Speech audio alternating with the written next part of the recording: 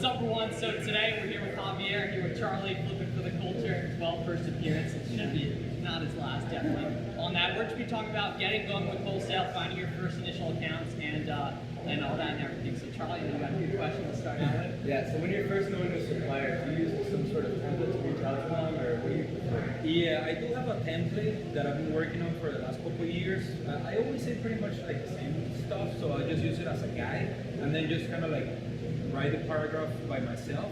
But basically, I mean, what you want to mention is you don't want to present yourself or like introduce yourself only as an Amazon seller, because they're gonna think you're just like a little guy working out of the living room, and then like they're gonna do the relationship like with small orders and like not consistent orders. So you don't want to like picture yourself being that guy. So you need to kind of like introduce yourself and mention what I like to do is mention like other like channels.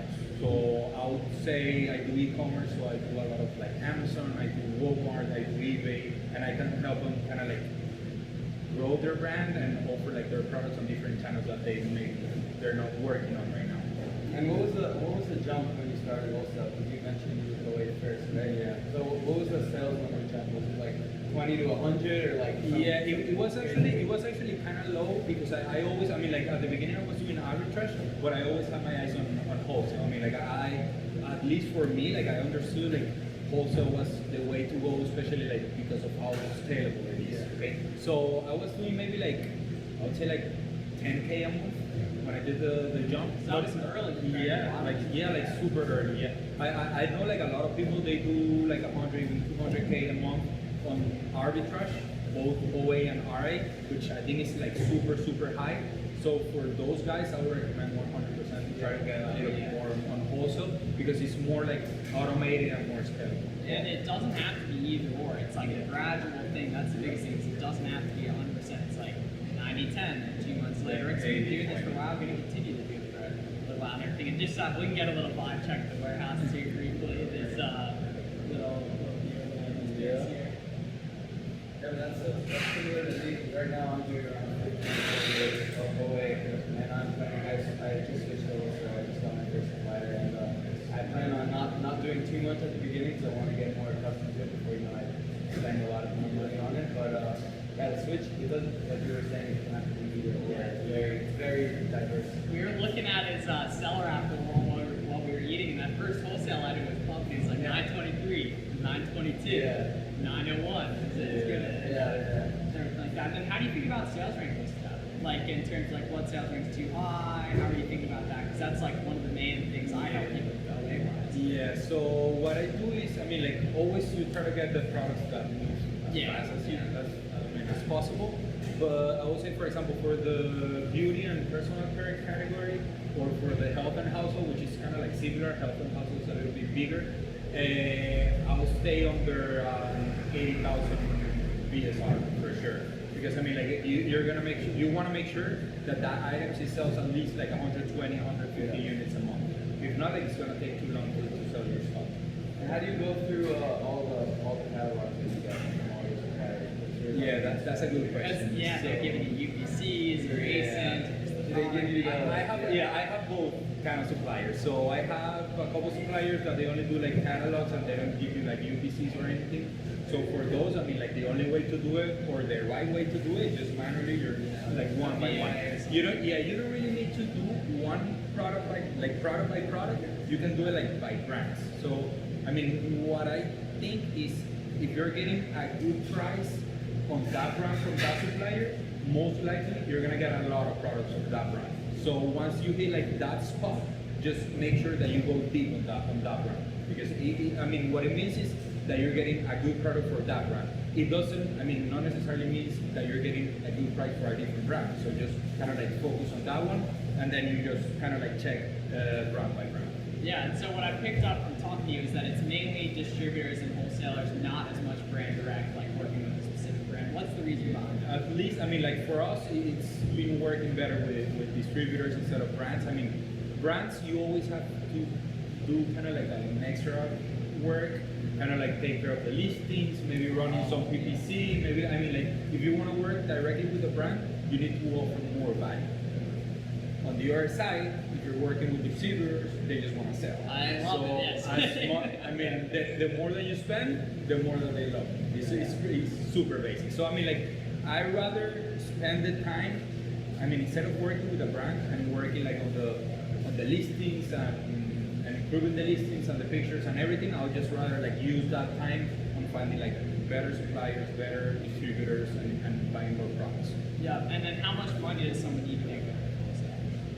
I mean, it's not as much as most people think. I would say you can start doing wholesale with $2,000, $2,500. I mean, like that's good. I mean, like we have some distributors. They're really good, and their minimum order is like $500 or $1,000. So it's not. I mean, we have others that the minimum, that the MOQ is $10,000. I mean, like you have like that range. But we have worked with a lot of suppliers that they only require maybe like $1,000 as minimum. And do you think, like, the person who comes to you as a beginner, should they get right into wholesale? Should they do both? What's kind of the protocol with that? Okay, that's good. So yeah, I mean, like I love arbitrage. I always recommend people to start with arbitrage because I mean, like you get familiar with like a lot of products, like a lot of brands, the system, Seller Central, doing the shipping, etc., and then once you feel comfortable like on that system, you can start jumping to wholesale. And as we mentioned, with it, you can just do kind of like a transition. You can start like doing like 90 to 10, 80 to 20. Then there's gonna be a time where you do half and half. I mean, and you keep. I mean, like you keep and maintain your best products that you find in OA and RA, and then start like adding brands or suppliers on the wholesale side.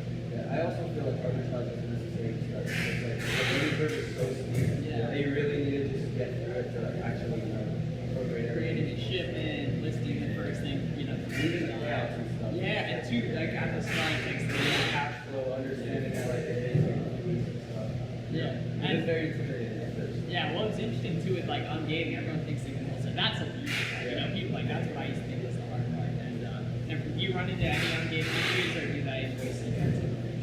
Yeah, I mean, 99% of the time, if you get an invoice from like an actual distributor, I mean, like an official distributor, I mean, like you're gonna get them paid. So that's, I mean, it hasn't been a problem for us. I mean, like, well, I mean, once you start like growing your account and getting like more sales, you get like automatically engaged on a lot of brands. So I mean, like, I haven't applied, like, I haven't seen a gated brand for our store for over 6 months. Yeah, I think I've only ever done like 10 actual, or maybe like 5 or 6 like actual ungates, like invoice, and then it's just like a lot of them are just Automatic. And also, I got ungated for the whole grocery cart. I have never sold grocery same. for Yeah, you're a new account. Yeah.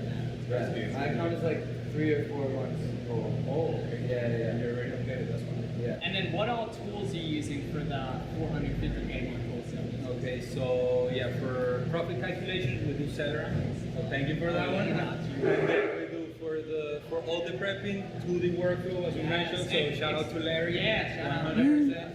So yeah, that's helped a lot. When you're doing wholesale and you're moving like a lot of volume, it helps a lot. So we're doing 2D workflow, we're doing Celeron. For the repricer, we're doing Seller Snap.